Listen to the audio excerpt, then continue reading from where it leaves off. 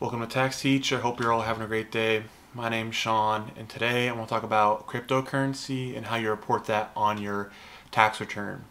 In today's day and age, there's a lot of people in the US who have cryptocurrency. There's over 20 million people approximately that currently own cryptocurrency as of 2021, and that number keeps going up every month, it feels like. And this video is to help people who either own cryptocurrency or maybe planning on owning cryptocurrency and what kind of things they need to do on their tax return to capture any cryptocurrency transactions. Also, if you're curious about cryptocurrency in general, this video might be interesting just to know the tax implications of owning such currencies. In the video, there's three main things that need to be reported on your tax return. On page 1, there's some information you need to fill out related to owning cryptocurrency. There's Form 8949 if you sell cryptocurrency or have other certain cryptocurrency transactions. And Form 8949 is just sales and dispositions of capital assets. And then the third item is just your Schedule D, which summarizes your capital gains and losses. So without further ado, I'll go over the things you need to report on your tax return if you own cryptocurrency. Alright, so the first thing to look at if you own any cryptocurrency on your tax return is looking at page 1 of your Form 1040. If you can see here in this Form 1040, there's a line right here that asks, at any time during 2021, did you receive, sell, exchange, or otherwise dispose of any financial interest in any virtual currency? Here you'd mark yes if you sold any cryptocurrency, you exchanged any cryptocurrency for services or assets. There's a couple kind of transactions that might make you want to select yes here. If you didn't sell any cryptocurrency throughout the year and you just bought cryptocurrency, you don't have to mark this yes. So this is the first thing you have to do if you sold any cryptocurrency throughout the year is check this box yes. The next thing we'll look at is reporting selling your cryptocurrency on Form 8949. This next form needs to be filled out if you sold any cryptocurrency throughout the year, Form 8949, sales and other dispositions of capital assets. And to illustrate how to fill out this form, I'm going to create an example. Let's say you bought Bitcoin November 1st, 2020 for $40,000 USD, and then you sold that Bitcoin in October 1st, 2021 for 60,000 USD. This is how you would report the transaction on the 8949. As you can see here in Form 8949, the first thing you do is fill out your name as shown on your return, your social security, and the next step is you check one of these boxes down here in Part 1 if it's a short-term transaction. And what I mean by short-term is if you bought and sold your asset within a year or less, that's considered a short-term transaction, and you'd report it on this first part of the form. If you had an asset for longer than a year, you would put it down here in Part 2 for long-term transactions. But since, in my example, we bought the asset November 1st and sold it October 1st of 2021, it would be considered a short-term transaction. That's why I'm reporting it here in the first part of this form. And there's boxes here you either mark A, B, or C depending on what kind of information you receive. Some brokerage accounts will give you a Form 1099-B, which just highlights the transactions you had throughout the year. If you receive that from a brokerage firm, you would mark one of these boxes here. In this case, I'm going to assume that there isn't a brokerage firm, and I'm marking box C.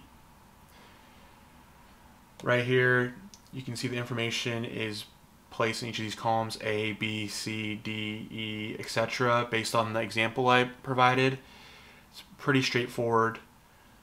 And then there is a total down here for all your short-term transactions.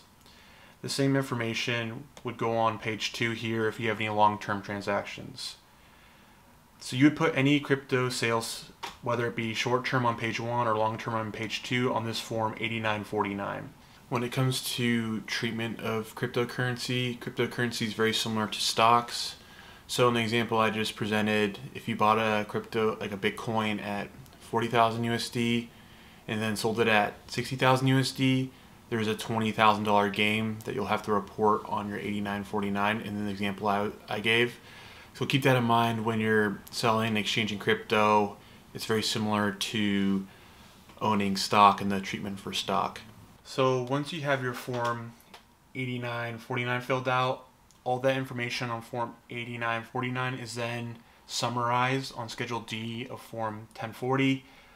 I didn't fill out the Schedule D. I'm going to do a video in the future going over how to fill out Schedule D. For now, I left it blank.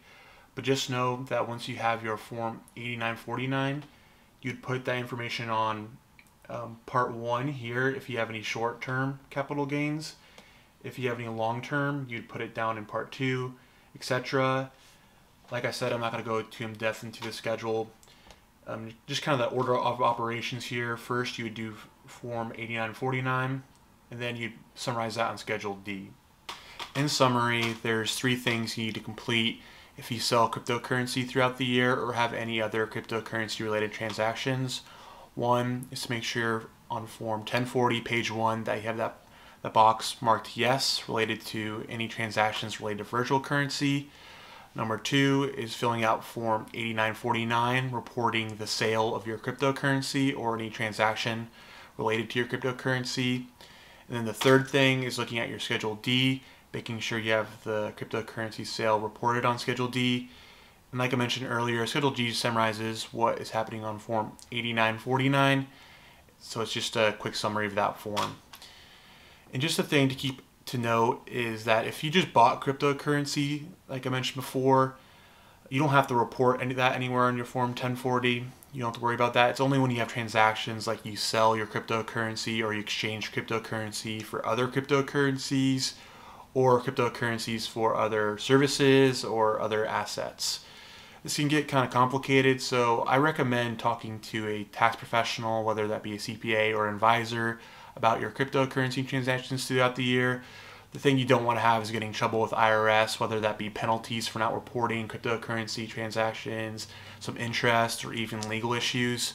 We want to avoid all that, so I recommend talking to a CPA or a tax advisor or a professional. Also, if you're still planning to do your tax return by yourself, I always recommend using a tax preparation software like H&R Block or TurboTax. They really just help you go through the process smoothly, and it helps a lot when you're preparing the return yourself. With that being said, I hope you all enjoyed the video. If you enjoyed the video, hit the like button. It lets me know that I'm creating good videos for you all. Also, if you want to watch videos like this in the future, hit the subscribe button. It keeps you up to date on content I produce. And with that, I hope you all have a great day, and I'll see you next video.